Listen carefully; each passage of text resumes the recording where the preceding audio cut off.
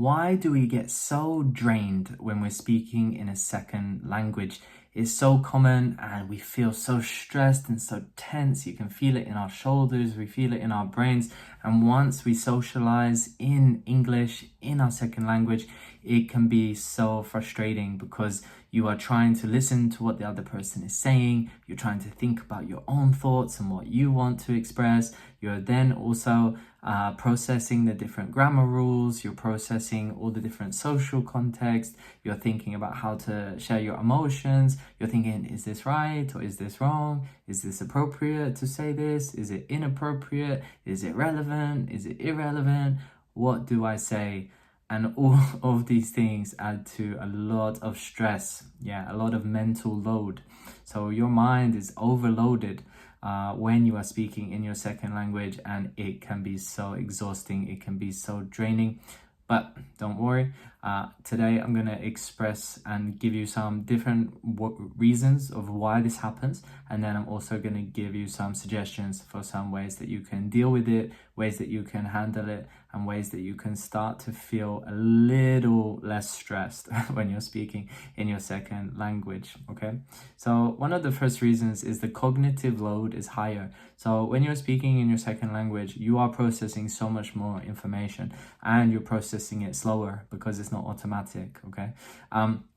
Of course, it depends on your language level. The lower your level is, the harder it's going to be. The higher your language level is, then it is going to be a little less stressful just because you have a lot more active vocabulary. But that is the key point. It must be active, not passive, because if your vocabulary level is high, but it's still super passive, then your mind is still spending so much time trying to retrieve these words and the certain pieces of information of how you want to express yourself in English because it's not readily available. Okay, if it's readily available, it means your mind can access it quickly. If it's not readily available, then it means it takes more time.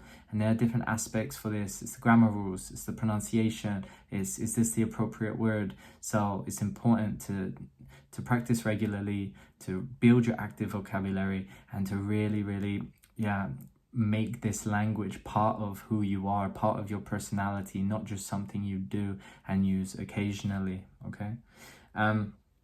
So your mind needs to be constantly multitasking. We can call this brain multitasking, and your brain is working so hard to be able to express itself in different ways. But there, of course, are some tricks, are some ways that we can ease this pressure on ourselves, and this is through a lot of active vocabulary practice, through a really strong understanding of cultural norms, of the way that we express ourselves in English, and of course regular practice, okay?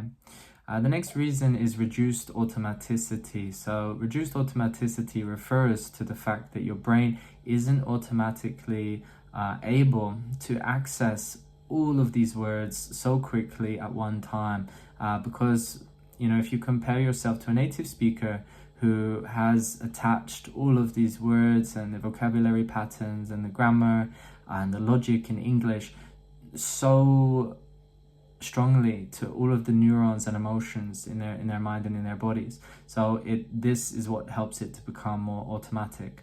But for someone who's learned it as a second language, normally through memorization techniques and taking exams and tests, so really focusing on building up your passive vocabulary, but this is not necessarily active when you are speaking, so it then requires so much more work for your brain because it can't access this information automatically, okay? The next thing is the social pressure. So this is what makes, everyone will mention that moment when they are speaking in English and their mind goes blank. They're like, why is it gone blank? Why can I not think of this word? I know this word. It might even be a simple word. That is actually a sign, I think, of someone who suffers from social and emotional pressure. You worry about making mistakes, you worry about saying the right thing, you overthink what you want to mention. All of these things can be really problematic, and it can cause performance anxiety. So performance anxiety is when your ability is actually high, but you perform lower because you overthink, you feel this social and emotional pressure, which is normal, within reason, because yeah, when you're using your second language, it's for, you, and you haven't had a lot of language exposure. So what I mean by this is, having had lots of conversations with native speakers in maybe, the country where they're speaking it as a first language, or whether you're speaking to international colleagues or international friends on the regular. If you're not, then you have less language exposure. Your mind will start to feel this emotional and social pressure, and this of course adds so much weight and so much energy drain to your mind. So you can really start to feel exhausted if you also suffer from this. When we get this feeling when the mind goes blank and you're trying to think about how you can express something, it's really important to focus on some specific language techniques that help you to overcome this sort of hurdle. So one technique that you can use is lots of active vocabulary practice, where you start to express yourself and you follow a natural logic that you do in your mind, and then you face that moment where you get stuck, maybe because you're trying to say something in a different way, and you have to figure out about another way of how you can express something.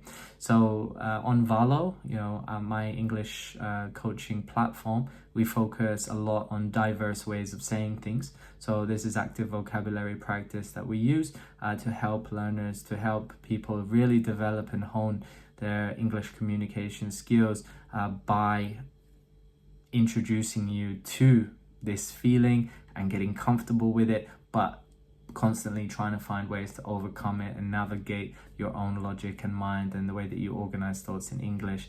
Understanding English logic and how you organize thoughts is also an exercise that we like to do. So if you're interested in that and you really want to develop your English communication skills, you can head to valo.com. Okay, it's VALLHO, as valo.com. So the next thing is about listening skills. So listening is also hard work. It's exhausting even to listen. So that's why when you are doing your listening practice and you listen to a podcast, whether you listen passive or actively, they can both be draining. Of course, active requires more attention, so it's more tiring. But you really need to focus on your listening skills, because of course, again, it's related to exposure. If your exposure is high, which means you listen every day, you've been listening for a long time, your listening ability is actually pretty high. If you get to a point where you can kind of relax when you're watching a movie or a show or a podcast, that's a good sign that your listening ability is very good. But if you can't, then you need to go step by step. You need to progress.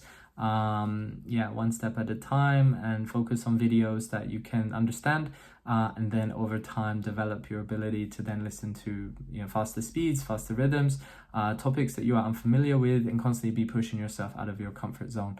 So this is a good way to overcome that.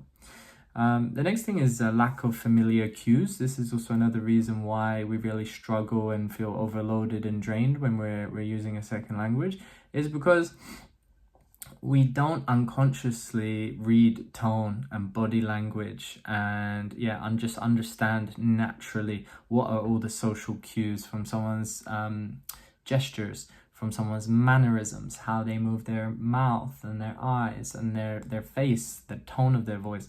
So native speakers are very in tune with all of those social cues. Whereas typically people who have learned English as a second language, they are not as in tune with those. So this is another thing that we focus on at Valo, actually. If you are interested in learning that and overcoming and enhancing your ability to understand social cues, then you can head to the Valo website. So what are some ways that we can really overcome this feeling of stress and mental load and feeling drained? One of the best things is to practice in a low stress environment, of course. So this is with a coach. This is practicing your English communication where you feel comfortable, even if it's with yourself.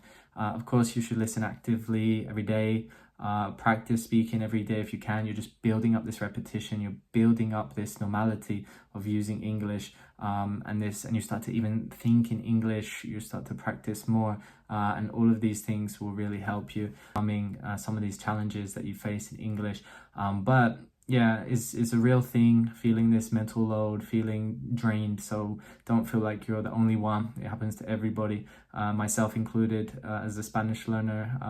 Every time when I'm listening, I feel so stressed. I feel so drained, even though I put a lot of time and practice into it. But I know in the future it's going to get better, and I know with plenty of practice I'm going to start feeling less drained, and I can start to relax when I'm speaking in my second language. Okay, well, I hope you found this video useful today, guys. If you did, you can head to valo.com and join the English coaching community. I hope you found this valuable, and I want you to try to implement something that you learned from this podcast today. Okay, so I hope you enjoyed it, and I'll see you on the next one.